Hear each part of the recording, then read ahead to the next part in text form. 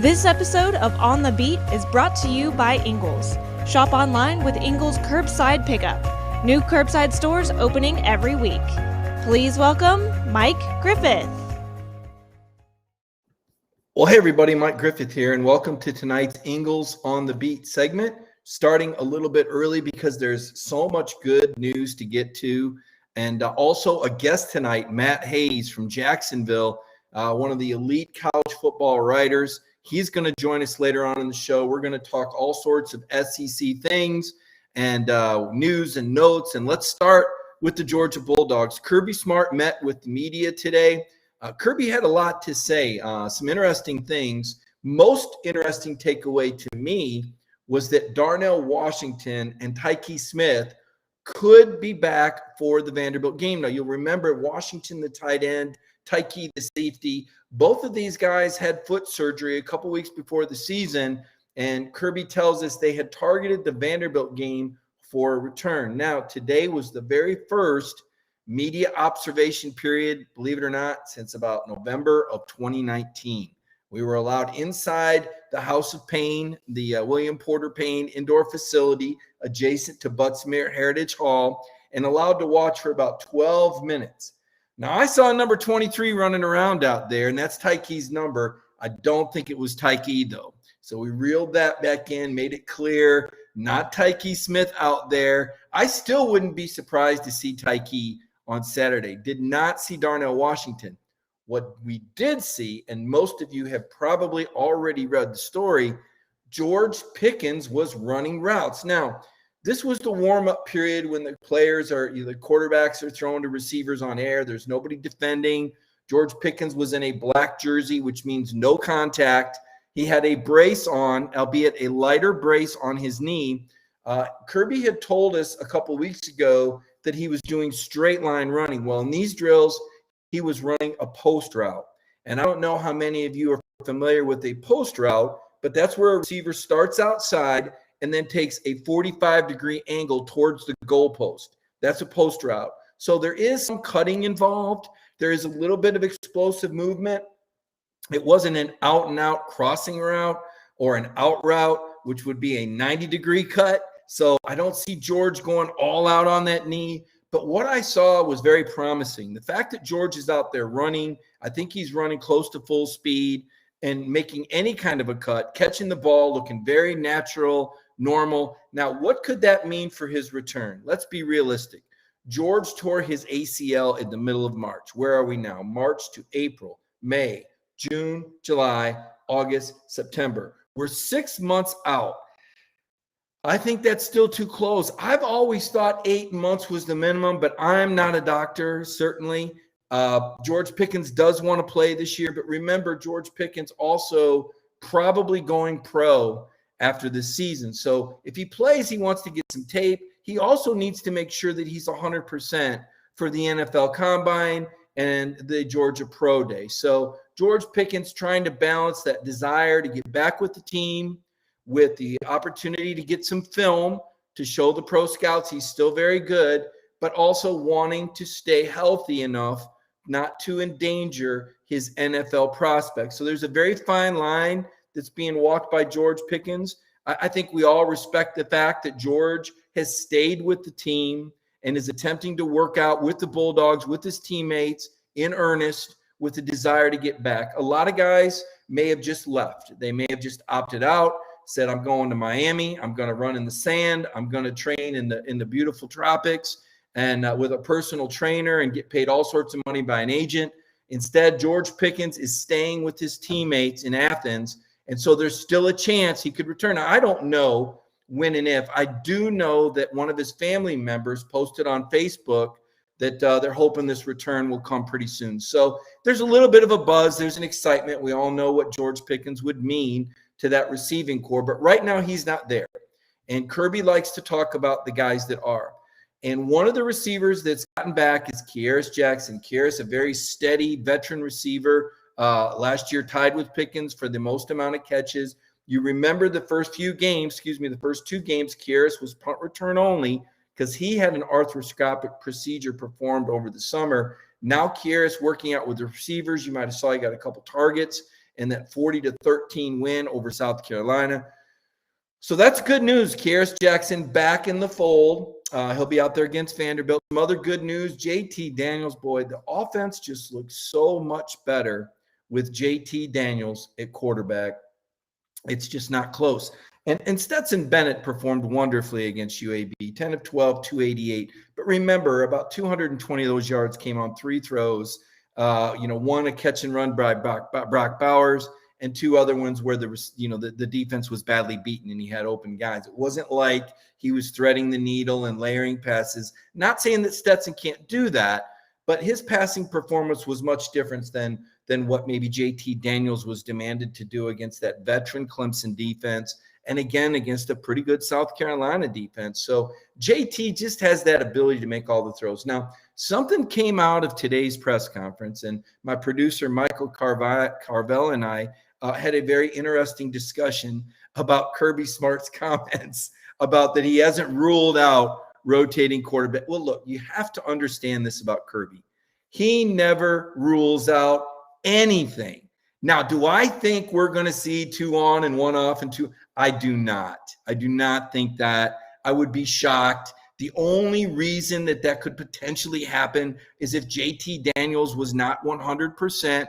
Kirby clarified his comment by saying it depends on how JT looks in practice.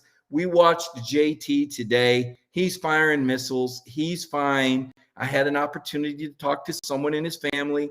JT is doing really well right now. So I don't think you're going to see that rotation. But just remember, Kirby's the head coach. And a lot of times when head coaches say something or do something, they're very reluctant to go back and say, oops, I made a mistake. Kirby Smart made a mistake putting Stetson Bennett in the game. Now, say this, and I say that with hindsight. The reason that Kirby Smart put Stetson Bennett in that game was for all the right reasons. Stetson played well against UAB. Stetson had performed and practiced extremely well in practice. When they didn't know if JT Daniels could play against South Carolina, Stetson Bennett brought his lunchbox and put his hard hat on and prepared like he was going to be the starter, like he always does. And the head coach, in a nod of respect and wanting to give him what he deserved, as Kirby said, Stetson deserved to play. That's why he played. Now, we saw it didn't work out. It's hard to bring a quarterback in cold like that in the middle of a game. And I'll tell you, when you do that, you risk the rhythm of the starting quarterback. Now, Kirby's in his 6th year. He's been around football all of his life. I have a ton of respect for Kirby Smart. I want to say that. I do not think I am smarter about football when it comes to Kirby Smart. But managing quarterbacks is as much about a philosophy as it is an absolute science. And one of the things that I've had an opportunity to do is view different coaches over the course of my 30 years.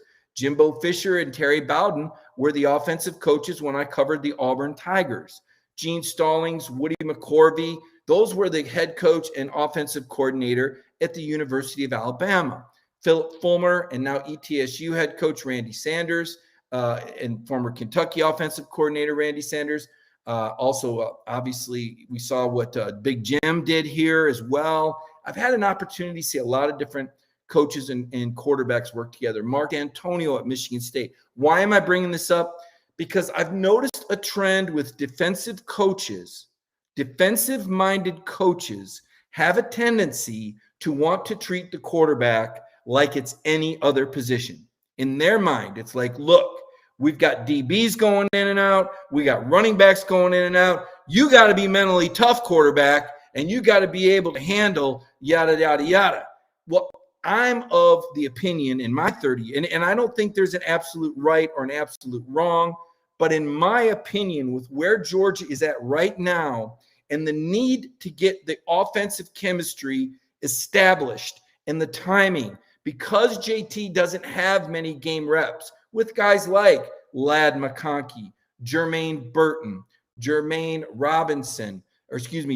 Robinson, Brock Bowers. He's still learning his receivers. These game reps are so valuable. So on the one hand, you do want to reward Stetson. but I think you save that for the fourth quarter. And I know Kirby doesn't want to give the impression that that's garbage time, but it's really not about Stetson as much as it is about doing right for the team. Do what's right for the team over what's right for the one individual. So I respect Kirby's decision. I understand it. My personal opinion is that you don't mess with quarterbacks. If they're getting in their groove and you're trying to get your offense settled, keep your hands off. Let it go. There's a time and a place. Now, that's my opinion. Now, Kirby Smart's making $7 million a year, folks, and he's built Georgia into a national championship contender that I believe right now, if you ask me right now, I believe Kirby's going to win a national championship at Georgia.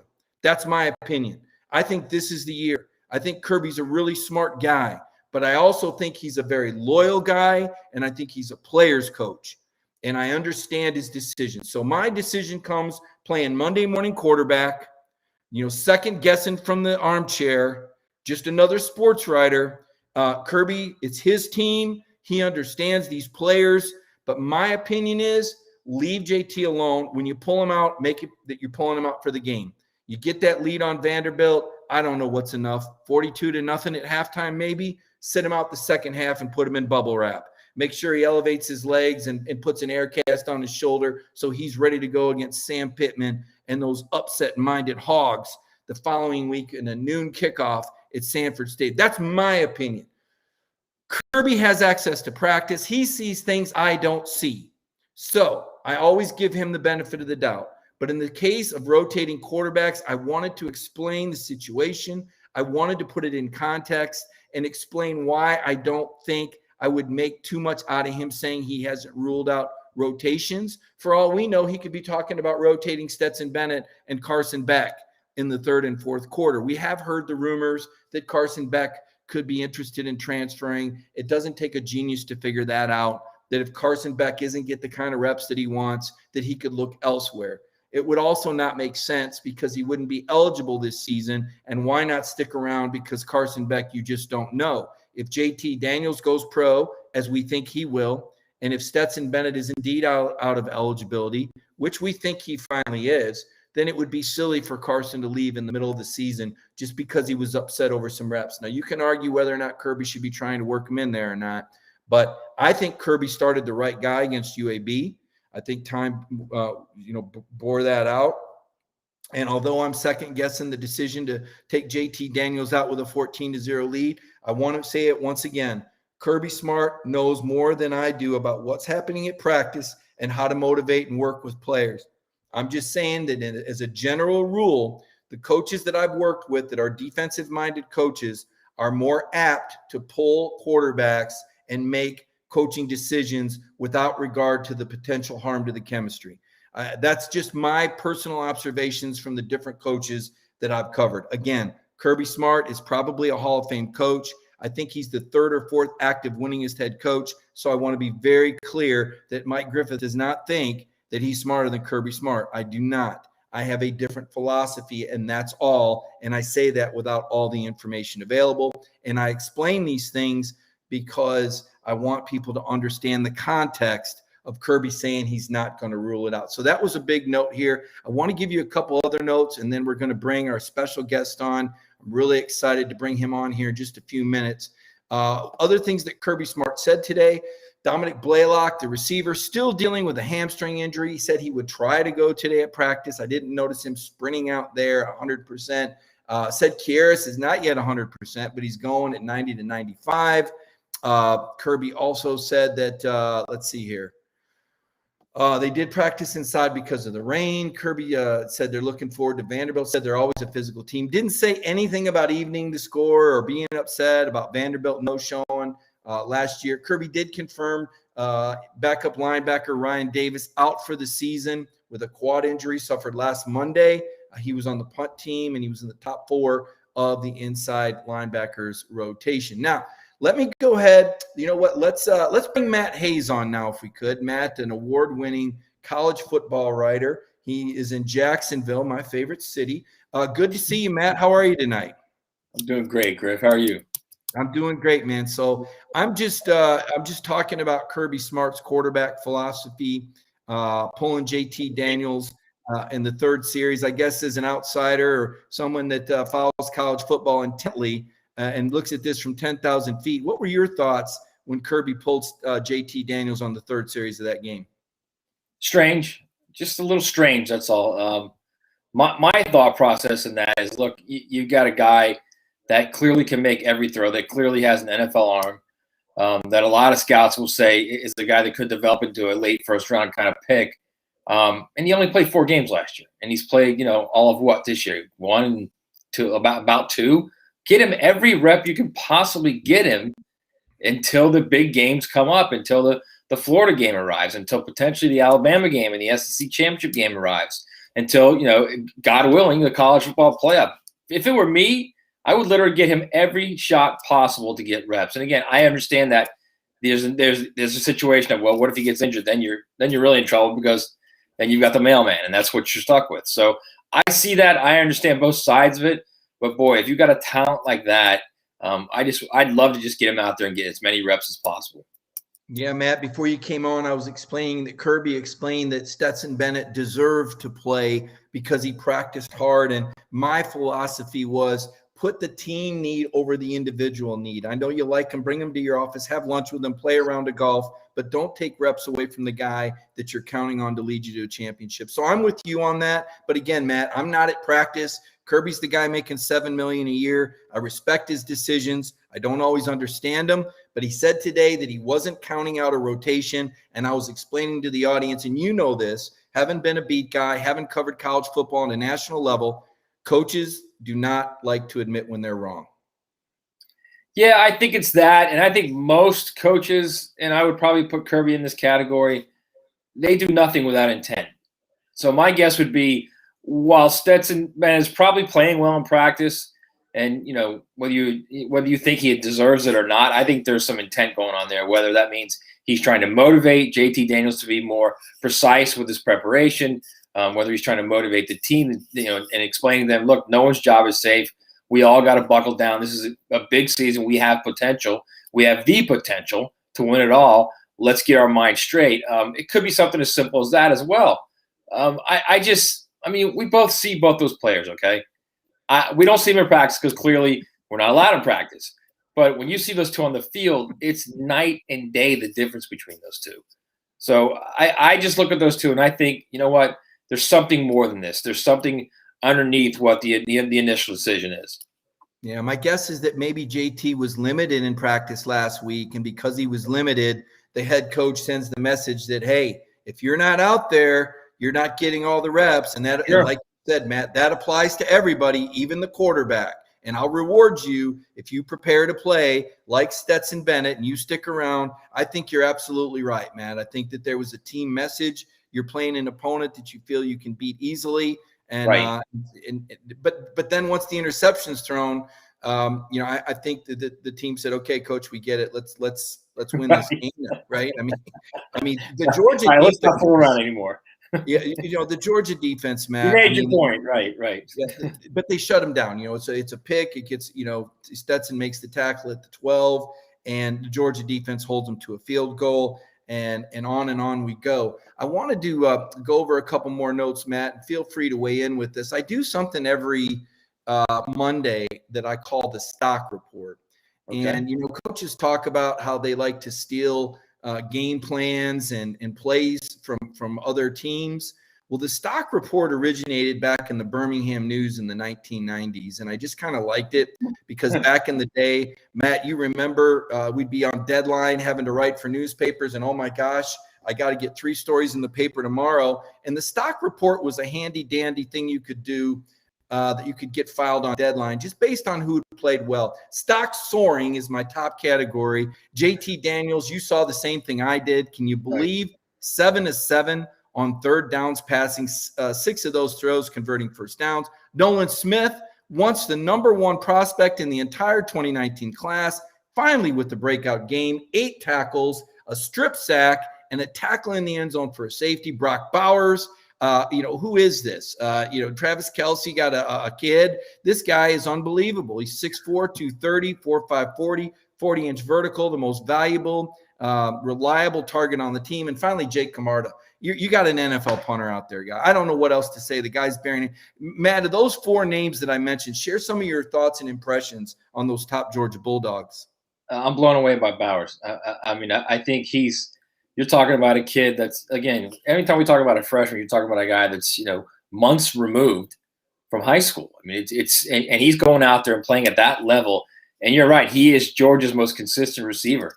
He's the guy. I mean, I'm sure they want Burton to develop into a 1 and develop into a deep threat. And I think Burton is very, very talented. I think he could eventually get there. But right now, Bowers is your guy. He's your guy that when it's 3rd and 6 and you need to play, that's where JT Daniels is going. And speaking of JT Daniels, yeah, Griff, we spoke about it when I first came on. He can make every throw. He makes them a complete team. And again, I don't know what's going on with the dynamics of that situation or why Stetson Bennett was put in there in the 3rd series. All I know is they are a much better team when JT Daniels is playing quarterback. One of the things about the stock report, and I've kind of modified it. This is what I've kind of put. This is the millennial version of the stock report. The original stock report had stock up and stock down, but nowadays I don't want to hurt anybody's feeling with stock down. So if it's stock even, that's as close as we get to stock down, because again, stock down might hurt somebody irreparably or lead to a lawsuit or something. Who knows? So the stock even categories is my way of saying I don't think they're playing real well. The cornerbacks are suspect, Matt.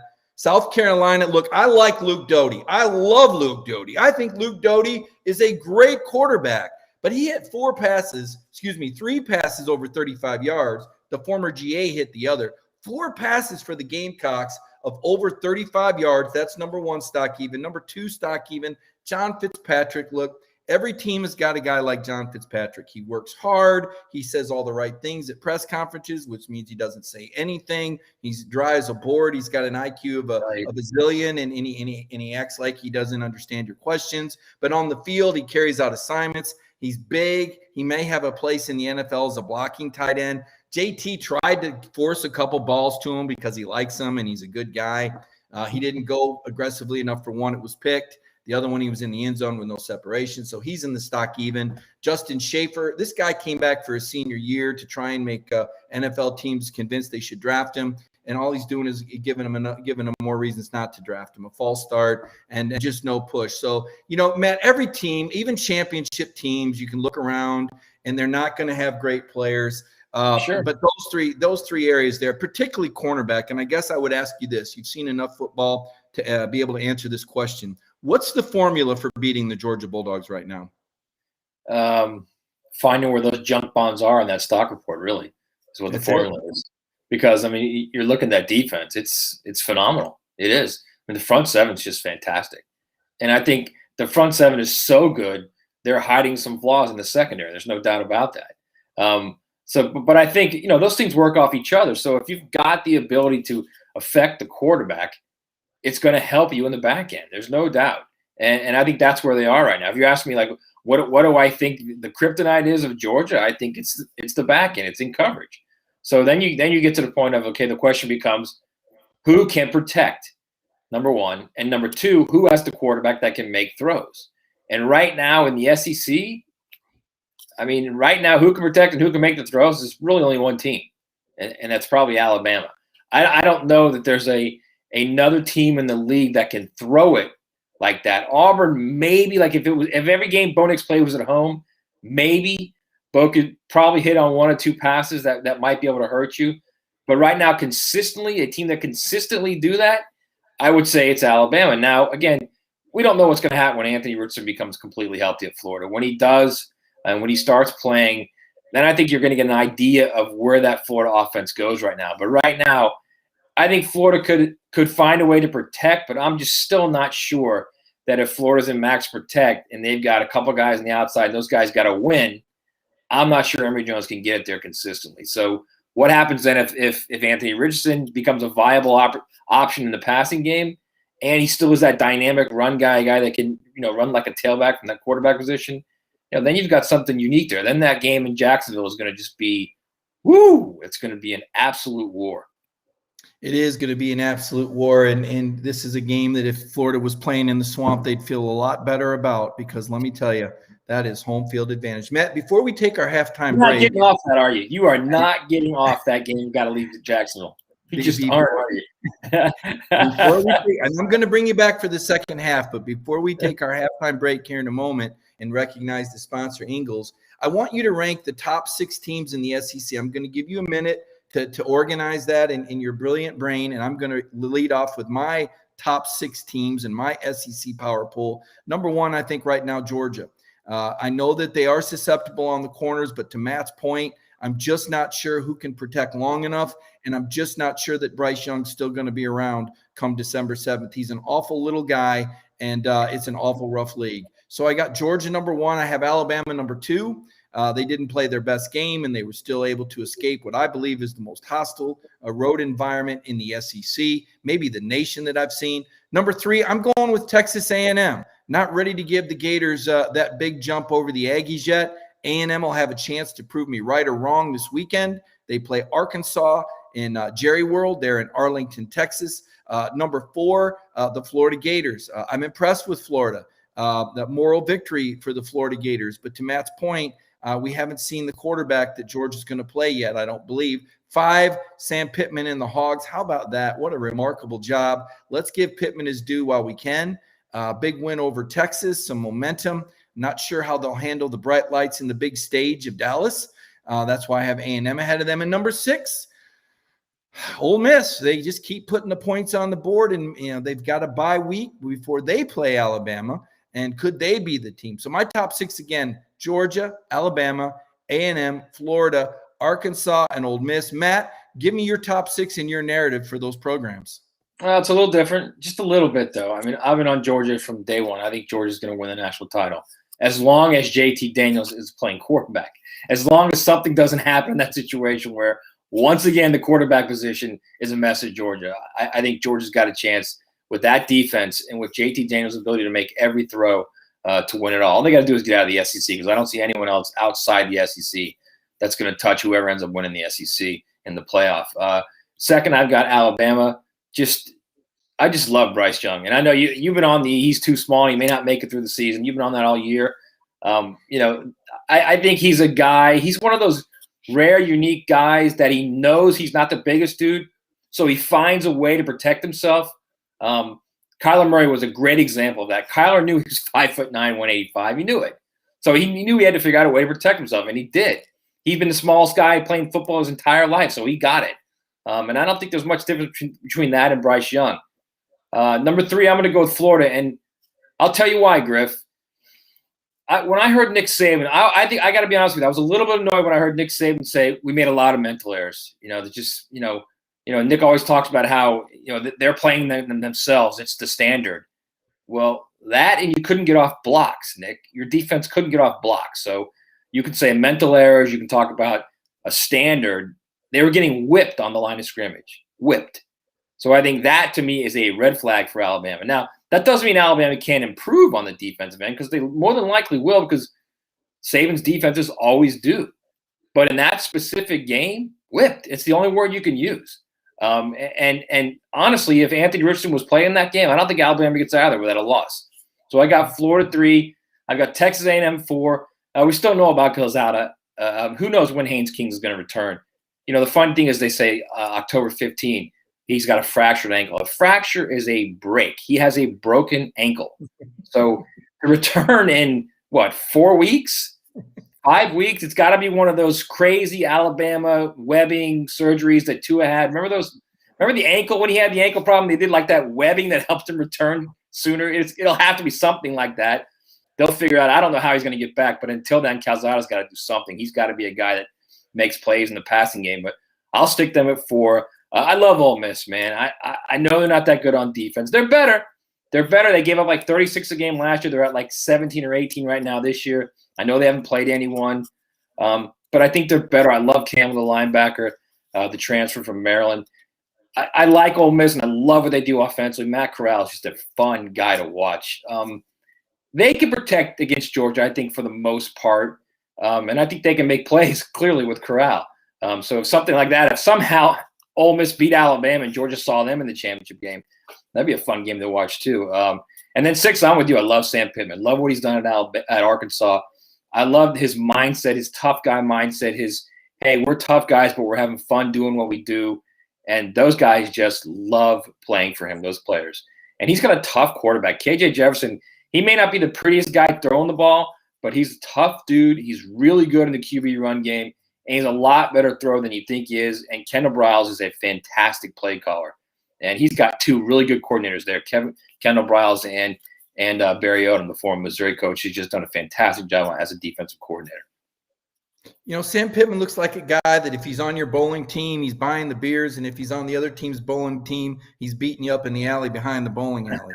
You know, you just get a feeling he's got that switch where, you know, on one hand, he loves everybody and there's chocolate chip cookies, but when things get rough, Sam would be the guy to slam down the beer mug and go, "Let's go, boys." You know, the look, right? just get that feeling, you know, you love them. I'll tell you what, you know, you get to know people, you get to rely on people, and you get to trust people, Matt. And, you know, Ingles is a brand and a supermarket that we were able to trust during the pandemic when things got rough, when we weren't sure where the next meal was coming from, what the next initiative would be from the government, what the news would be. The one thing we knew, though, is that we could go into Ingles, we could get service, we could get the products to take care of our family, and we relied on Ingles for that. I want to take this moment now to recognize our sponsor, Ingles. It's in our hearts to feel for real. There's been ups and downs, turnarounds, good days and some bad. But we stand together for worse and for better. We'll always have your back. With open arms, heart to heart, hand in hand. Community strong. I just had this vision of Sam Pittman with his arms around other guys, rocking back and forth, singing the Ingles song, and slamming the mug down. And so now the second half of our show tonight, and I want to talk more about that Alabama-Florida game, Matt. I had a lot of thoughts going into it, namely that I wasn't sure how the Gators could score with Alabama, with Emory Jones at quarterback. Listen, you and I know Edgar Thompson. He's one of the most respected and best journalists covering college football in the country. Edgar's not a guy that gets overly worked up about things, but he recently compared Anthony Richardson to Jesus Christ. And I thought that might be a little bit of hyperbole. I mean, tell everyone why the Florida Gator Nation is so excited about Anthony Richardson. Well, I think you just look at him. He's 6'4", he's 238. He runs like a sub-4.5 40. And you know, in the two games this year that he's played against the alphabet soup teams of Florida Atlantic and USF, he's just, what he's done is truly like unique. And you can't use that word strongly enough, and I don't think it's used enough as far as when you really start talking about a special player, a guy that is so good he can elevate the level of a team, even though they may not be a championship level team, even though they may be average in other areas. His play elevates them to among the elite, if not the elite. And you hate to make these comparisons, but every scout I talk to, you know, they've seen this kid not only at practice at Florida, but in these two games, and they start talking about Cam Newton. That's a tough comparison to live up to. But this guy, I'll tell you what, man, I think what really did it for me, Griff, it wasn't really the long runs where he was running away from the second level. It wasn't running over people on the zone read. It wasn't, you know, the accurate deep balls. It was the fake zone read, rolling to his left, throwing across his body like 40 yards down the field, right on the button to Jermaine Copeland, putting it only where Jermaine Copeland could get it, like a 40-yard throw, and he flipped it across his body. He did that, and I was kind of like, okay, this isn't like normal. This is not normal. And I think that's why so many people see him and think, okay, I can't wait to see this kid when he's in a situation where it's not so much Emory's getting 3 series and he's getting 1, then Emory gets a quarter and he gets 2 series, and then it's 2 and 2 to finish the game or something like that. I think everyone's really interested to see this kid, okay, the game is yours, go get it. I don't know if they're going to get to that point this season unless something, heaven forbid, happens injury-wise to one of the two. You know, clearly it already has with Anthony with the hamstring. But he's a guy that I think if he's in a situation where it's his job and he's out there playing every series, boy, it's going to go quick. The maturation process and the ability of going from here to way up here is going to go quick because you can see that he's got it. He clearly has it, and he's got that physical ability. He's got that football IQ. You can tell he has it. And I will be very interested to see if it gets to the point where he's the guy taking snaps every single series. Ooh, it will be fun to watch. Yeah, it kind of, for some reason, Oklahoma-Nebraska rivalry of the 70s and 80s comes up when I think about what this Florida-Georgia game could look like with Anthony Richardson isolated on the perimeter against a guy like an Adam Anderson, the 6'4", 230 guy with 4 or 5 speed, or the guy we mentioned earlier, Nolan Smith, the 6'2", 235 D rush end. Georgia's got some guys that are there specifically for RPO quarterbacks like Anthony Richardson. Then do the Gators have those great receivers?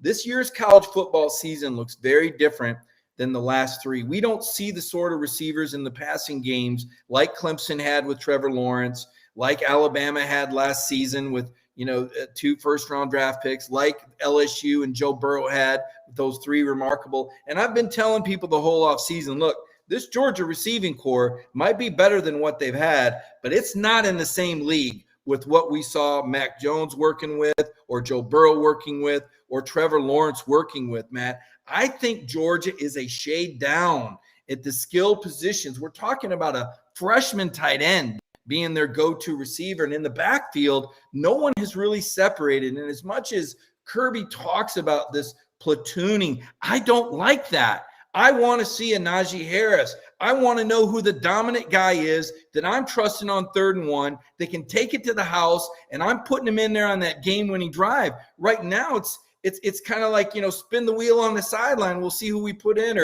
or whose turn is it now? It just doesn't look like there's any rhyme or reason to the running back rotation, and I'm still thinking that the receivers – I just don't know if they're championship quality, Matt.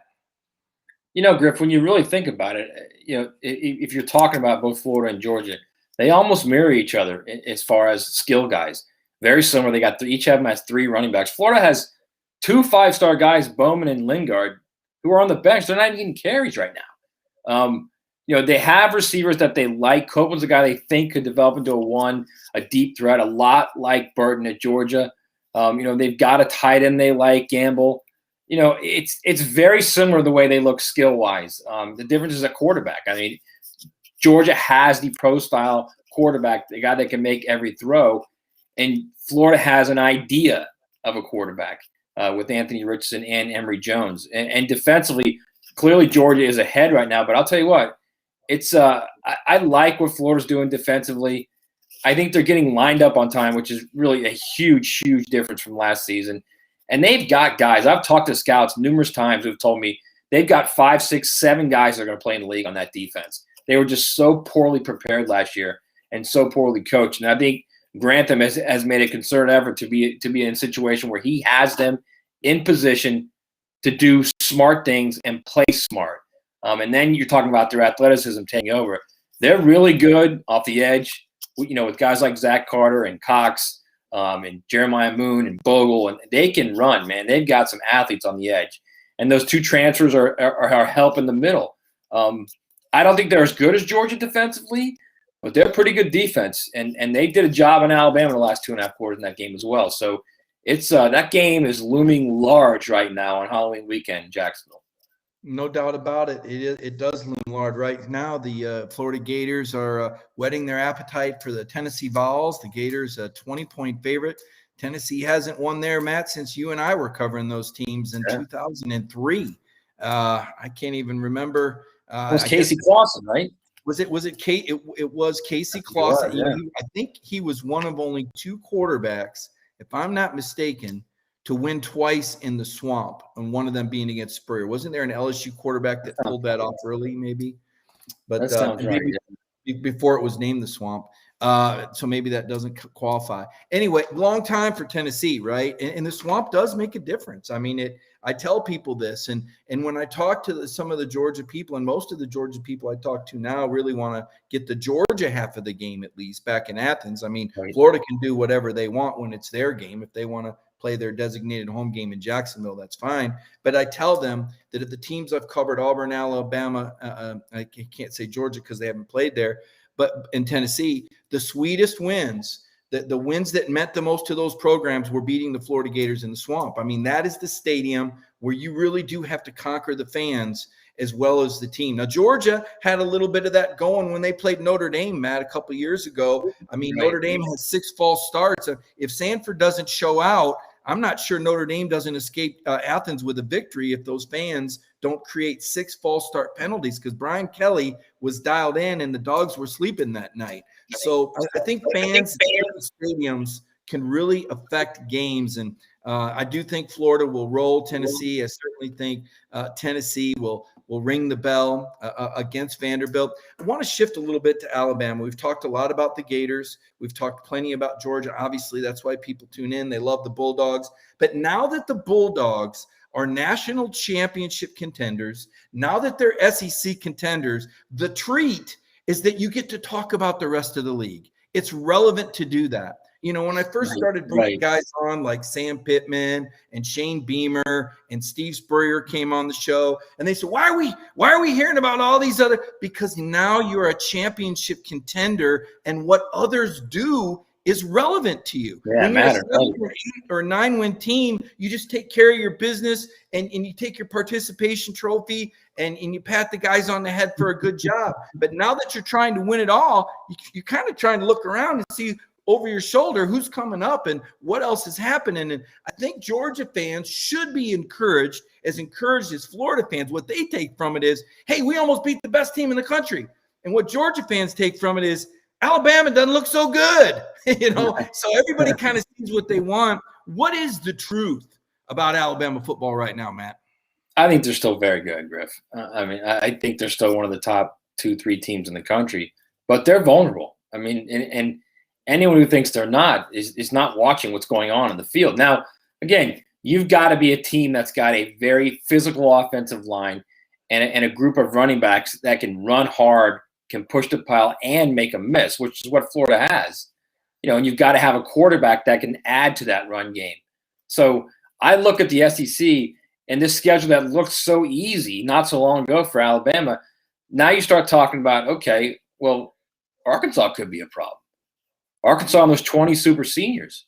Arkansas and its ability to run the ball, and KJ Jefferson's ability to be another guy that the Alabama defense has to account for in the run game. That's a problem. Texas A&M, the way they run the ball, that might be a problem, especially in College Station. And that place is going to be crazy. It'll be another very tough environment for Alabama. Ole Miss, the way they run the ball. There's 4 teams on Alabama's schedule right now that are currently in the top 10 rush yards in the entire nation, not just the SEC. So I think that the idea that Alabama had this little waltz, now while they'll be favored in all these games, they're in a situation now where Florida kind of laid out a little blueprint of what could be done. If you can block them and you can get physical with them, the defensive lines of the past at Alabama, all those All-Americans, Jonathan Allen and all those guys, it's not there anymore. It's just not. They used to go 2 and 3 deep, and now they have maybe 1, maybe 2 guys that can be disruptive. And I think that's the issue right now they're facing defensively. Again, could they get better? Sure they can, and most Alabama defenses do. But right now, there's a little bit of they might be vulnerable. Yeah, no doubt about it. They certainly look vulnerable. And, Alabama fans breathing a sigh of relief that Dan Mullen lost his play sheet or something. I mean, look, I don't understand this. This is one of the most creative, ingenuity coaches out there. This is a coach who's lauded for the play calling. And Matt, you or I could have designed a better 2-point. I mean, we know this. We used to be able to go to practice. They would work that 2-point play every single week. They had the 2-point play up their sleeve. They never showed it. It was special occasion. I just can't believe that the read option dive was the play call that Dan would call given a second chance, Matt. Am I missing something there? Well, I think you got to look at it this way too, Griff. I mean, they ran for 254 yards in Alabama. They were doing whatever they wanted running the ball. And a lot of it was because of the zone read and the way Emory was with how he had that mesh. It was perfect. And he called what he called. It wasn't a typical zone read. He called the the long zone read where you hold a mesh and you run with the running back, and at the last second you make a decision. And that's, look, at the end of the day, the middle three on the Florida line didn't get the job done blocking like they had for much of the game. So I don't question that call, because I think what they did the entire game, why not do that again? Especially when Emery is not, he's not the best thrower. He's not the most accurate guy. I mean, he's made some nice throws, but he's also a guy who's, one hop throws. So I think he had the right play called. I just think they didn't block it well. Did Georgia break Clemson? I talked with a former assistant coach that worked with Woody McCorvey and Dabo Sweeney, and we talked after the game, and he said, man, I called him up, Mike. I said, they caught up to you, dude. Everybody has caught up to you. Has the Clemson playbook, I mean, is it time? I mean, if you're Tony Elliott, the offensive coordinator, you're thinking, man, maybe I should have cashed in this hand for that $30 million guaranteed head coaching job, because right now this Clemson offense, and I don't want to take too much credit away from Georgia Tech, but they are a lousy team. They just didn't look real good. And Matt, that was their ACC home opener. At South Carolina State, I get it. You're still upset you lost. Boo-hoo. All your fans are falling off of social media like flies and changing their screen name. But then to go out there and lay an egg, come down to the last possession with Georgia Tech. I mean, is Clemson in trouble? No, I'm not going down that road yet. I think Clemson's problem is they can't block. Their offensive line might be the worst offensive line they've had under Dabo, and that's saying a lot, because his first couple of years there, they were not that good on the offensive line. And they were really bad at one point. That, the year they lost 70-something to 20-something to West Virginia, that Orange Bowl, they were really bad in the offensive line. They're just not. They're not blowing guys off the line of scrimmage like they have for so many years, so many previous years. Even last year, Griff, they kind of made it to the playoff with smoke and mirrors. The ACC is not that difficult to get to, but they got through it, and they got to the playoff, and it was clear, boy, the Ohio State D-line dominated that game. And I know Justin Fields had a fantastic game. He had like 5 touchdown passes in the first 2.5 quarters, but that D-line at Ohio State, that was the difference in that game. That means Trevor Lawrence could do nothing in that game because he had no time. And I think that's what you see right now with DJ Uiagalelei is he has no time. He tries to, by the time he sets, he's got 2 and 3 guys on him. He's got to move immediately. So I think that's difficult. They don't run block like they used to. They don't have it back like Travis Etienne now, like they had with him, clearly. So that's another thing where you don't have that run game, so you can't take pressure off Uiagalelei. So the line of scrimmage, every coach will tell you that, and you know this too, man. That's where games are won. You can have great skill guys. Everybody has really good skill guys or great skill guys. But if you can't block it, or if you can't get after it from the other side, you're not going to win big games. I think you just like saying his name because you can pronounce his name right. Because I can and you can. Is that what you're saying?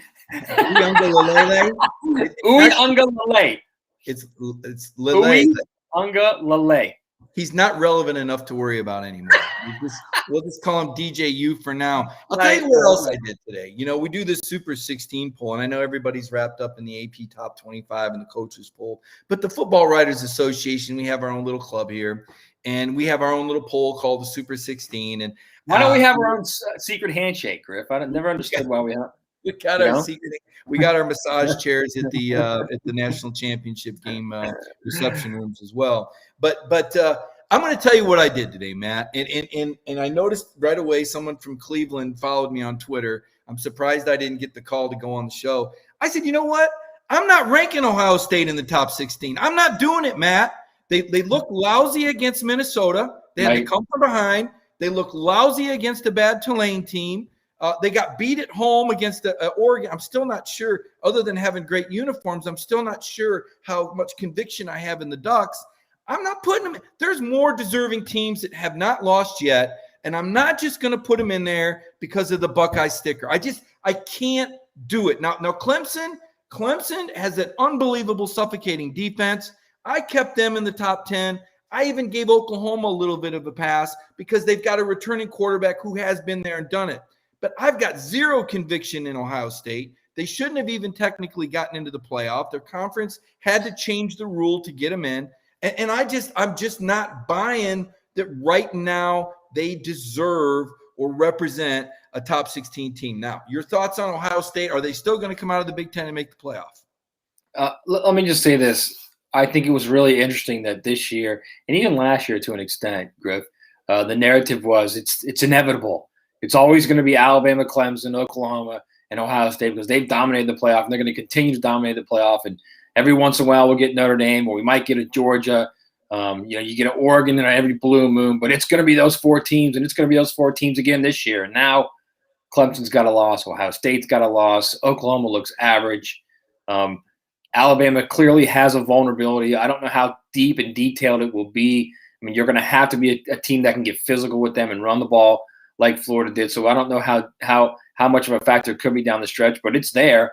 And then you look at Georgia, and Georgia looks like they've got their ducks in a row. But again, I'm not going to be a person that says Georgia's a team that's going to win out and be in the SEC championship game and play either a one-loss Alabama or a one-loss Texas A&M or whoever it is until the quarterback situation is clearly rectified there, because I've seen too much over the last 3 seasons at that spot, at that critical spot, that somehow it's been screwed up. And somehow Georgia has wasted great defenses, and Georgia has wasted great skill guys on offense, and they haven't got it done. So until that happens, until they actually get to the point where they're unbeaten in that game and they're playing in the SEC championship game, I'm not going to buy it with them either. So exactly this aura of inevitability that we've all talked about now for 2 years, it's no longer there, man. You asked me about Ohio State in the Big Ten. I mean, Penn State looks as good as anybody in the Big Ten right now. Penn State's defense is terrific. I think Sean Clifford's playing really well. Mike Yurcich has done a terrific job in being I believe it's his 5th coordinator in 4 years at Penn State, which is insane. Or 4th in 4 years. But, I mean, you look at that and you look at how he's bounced back to kind of his 2019 form, where he was a really good player at Penn State. Penn State's got a chance to have a nice big season. And this is, we're talking about, the what if thing. What if this is James Franklin's last year at Penn State? What if he takes the USC job? What if he goes to the NFL?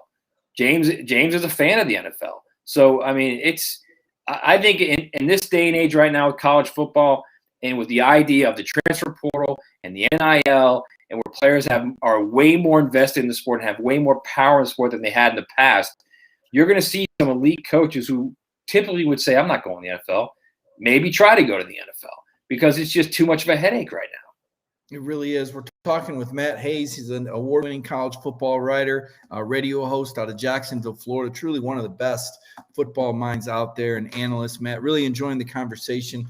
I want to go back a little bit. I want to touch on this, just kind of get your thoughts. And, now we've got a little bit of time to put this in the spin cycle, the Oklahoma, Texas addition to the SEC. As I look at this year's version of Oklahoma and Texas, Matt, I'm not sure that they would be in the top 2 or 3 in the West. I mean, I think Texas obviously suspect, getting really manhandled by the Arkansas Razorbacks. And this Oklahoma team, I know that the Nebraska rivalry brings out the best in the Cornhuskers, but that's a team that got beat by Illinois, man.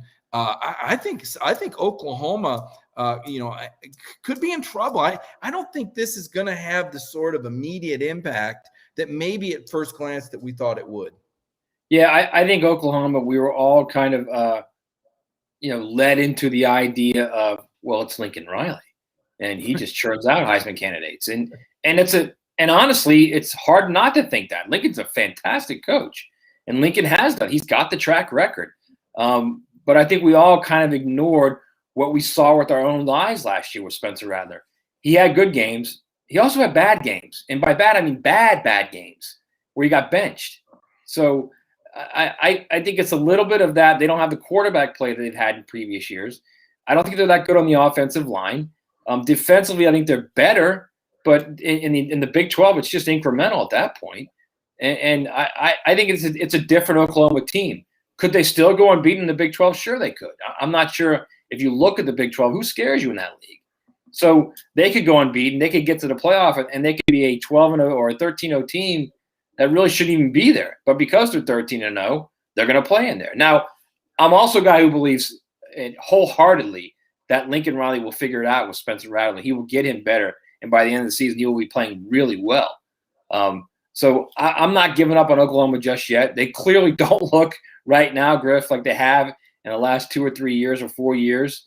But I think they'll figure it out because I think Lincoln's way too good of a coach for them not to figure it out. Yeah, and that's kind of circling it back, Matt, to the start of the program and what we're all about here covering Georgia football. Kirby Smart will figure it out. Let's be honest. Georgia finally has the right runway for a championship. Listen, schedules. They have everything to do with championship seasons. When do you catch the team how good they are?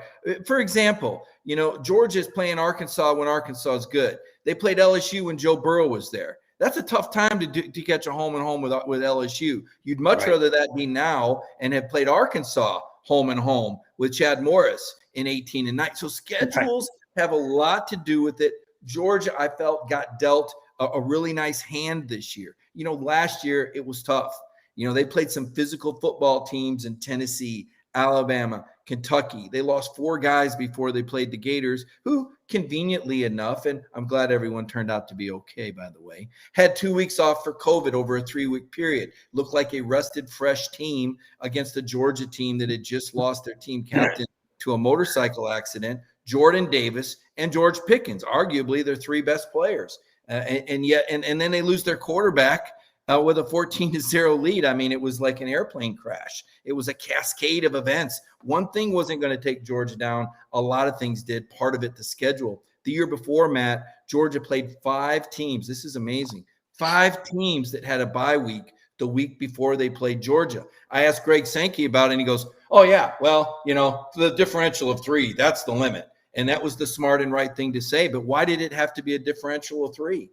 Georgia had 2 bye weeks also. But my point is disadvantageous schedule in 2019. 2018, they played a great game against Alabama. And Alabama made more plays and had the better quarterback off the bench. And Georgia's linebacker got hurt. Another one of those coin toss games. But this schedule here, I mean, this is some downhill sledding. Now, Arkansas could be a little bit of a bump in that noon kickoff.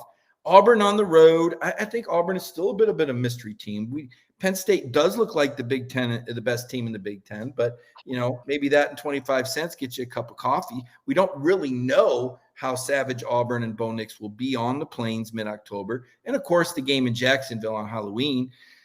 As I said, I think Anthony Richardson will be the quarterback. I think the Gators will look like a different team, but also I think Georgia will look like a different team. You said something I thought fascinating earlier and absolutely true. Coaches do everything for effect.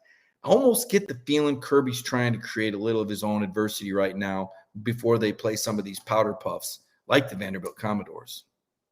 Yeah, you know what? I'm kind of reminded of the classic movie, one of the best of all time, Griff, My Cousin Vinny. When Fred Gwynn, the judge, says, Mr. Gambini, that was a lucid, well-thought argument. That's what I'm thinking about you and the schedule. Because, look, at the end of the day, if you're a good team, it doesn't matter who you're playing.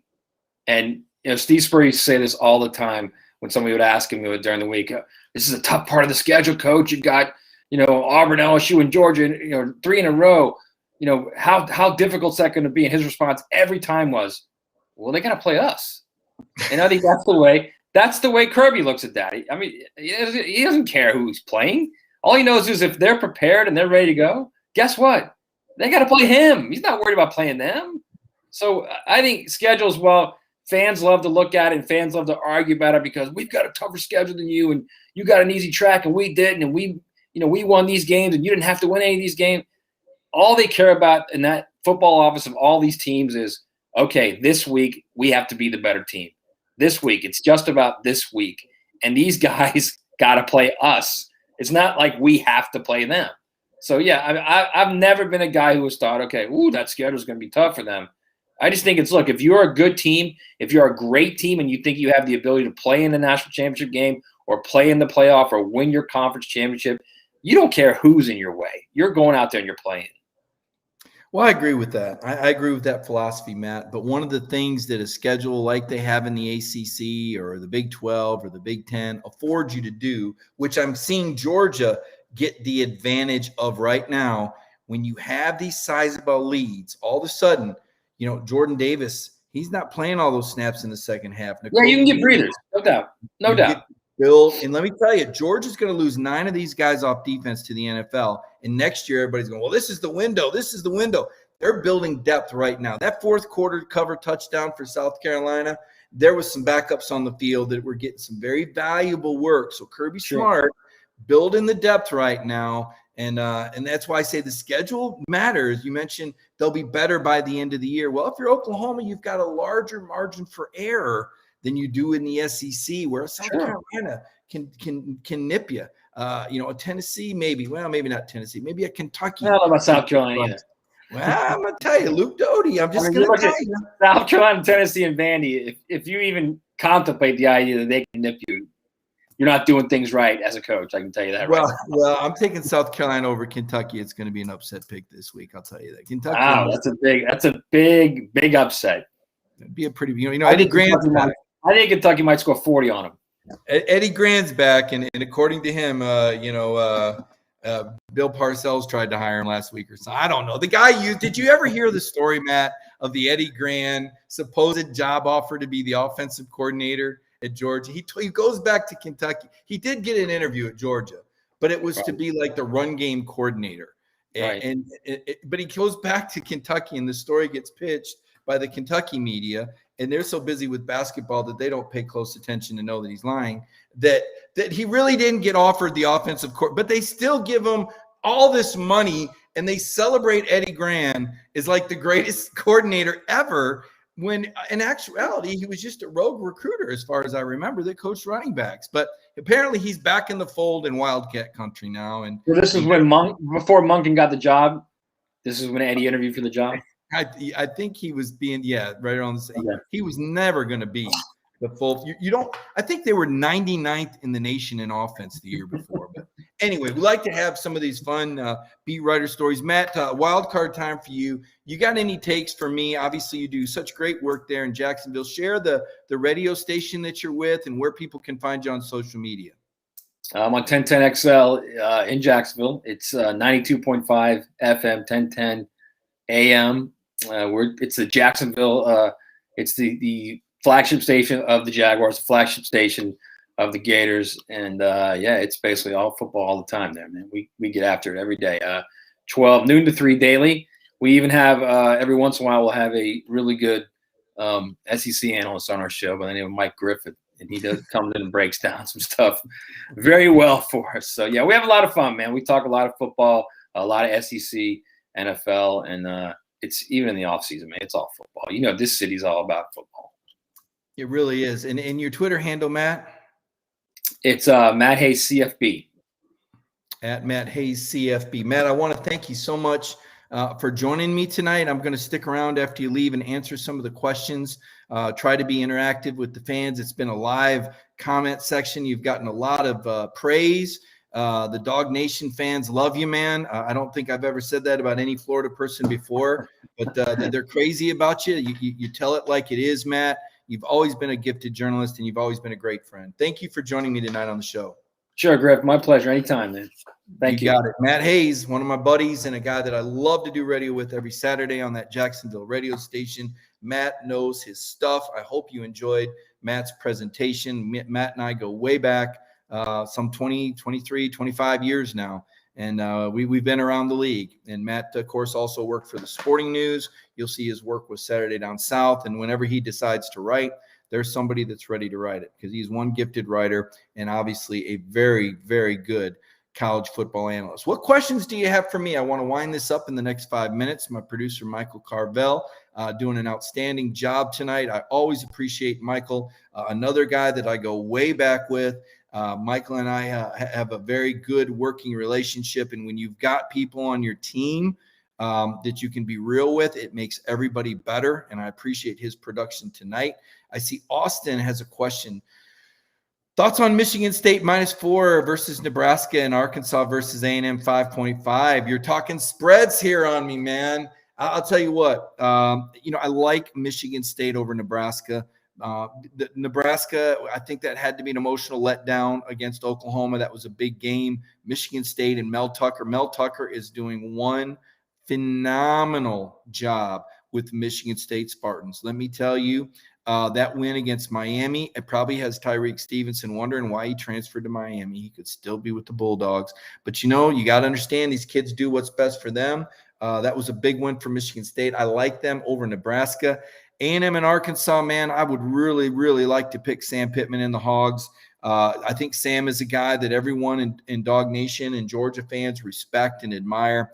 But at the end of the day, the cream rises. A&M's been in these big game environments before. Arkansas is going to go out there expecting Texas, and they're going to get A&M. I like A&M in that football game. So, someone says, Hugh Nash says, wow, you're actually going to answer some questions tonight. Shannon wants to know, Mike, you're always getting these dang Florida guys on. Look, here, let's keep this real, folks. Georgia's got to beat Florida to win the East and go back to the SEC title game. And you need to know what's going on. As I said, and I've covered enough teams and fan bases, when you make that jump to contender, all of a sudden now the rest of the SEC matters because you're on top and you're kind of looking around the landscape to see who might challenge you, right? When you're not a championship program, your focus is very narrow into what's ahead and what's in your little world. But now that Georgia is on a national stage, Georgia's big time. Georgia's one of the top 3 or 4 programs in the country every single year. And you need to know the landscape because these are the teams you're recruiting against. These are the teams you meet in the playoffs and the Elite Bowl games. So that's why we talk about it. So enjoy all the flavors. I know we've been, if you're a Georgia fan, maybe you've been chocolate, vanilla, strawberry for a long time. But now that you're on top of the world, man, enjoy all 31 flavors because the Bulldogs are where everybody wants to be. Hugh, I appreciate the compliment on Matt. We will bring him back. He's a great guy. I enjoy doing radio with Matt on Jacksonville Station every week. Look for my Twitter timeline. You'll see some links to that. And we like to have the opposing beat writer on typically. But honestly, the Vandy beat writer that I've known so well, a fellow by the name of Adam that worked for a long time for the Tennessean, he now covers Tennessee. And I just don't think Vanderbilt's that interesting. I'll be honest with you. I thought, you know what? I'm not going to waste anybody's time previewing the Vanderbilt Commodores. I'm just not going to do it. This is a team that the phrase curb stomp, right? This needs to be a Kirby stomp game. Kirby needs to get that stolen glory back.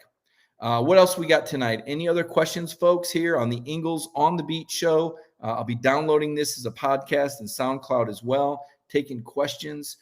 Do you think UGA linebackers are faster than Bama's? I do. I think Adam Anderson is so special.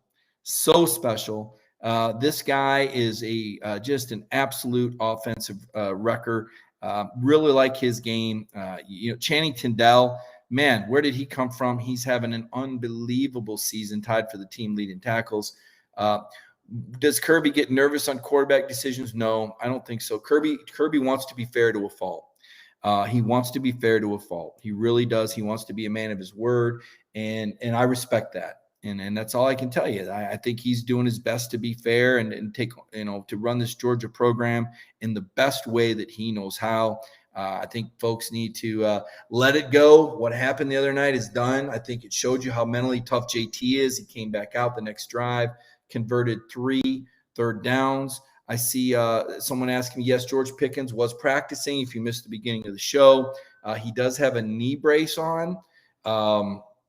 He's not 100%. He has a non-contact jersey, but he looked good catching the football and running routes. They weren't sharp routes, but they were some cuts involved. Don't know when George will be back. Folks, I'm going to hang it up tonight. It's been a great show. I want to thank everybody for joining me. I want to thank my guest, Matt Hayes, my producer, Michael Carvel, tomorrow night. Counter and Coverage back. Wednesday night, Jeff Sentell with Sentell's Intel before the hedges. Thursday night, Cover 4. And every day at 10 o'clock, Dog Nation Daily with Brandon Adams. Everyone have a wonderful week.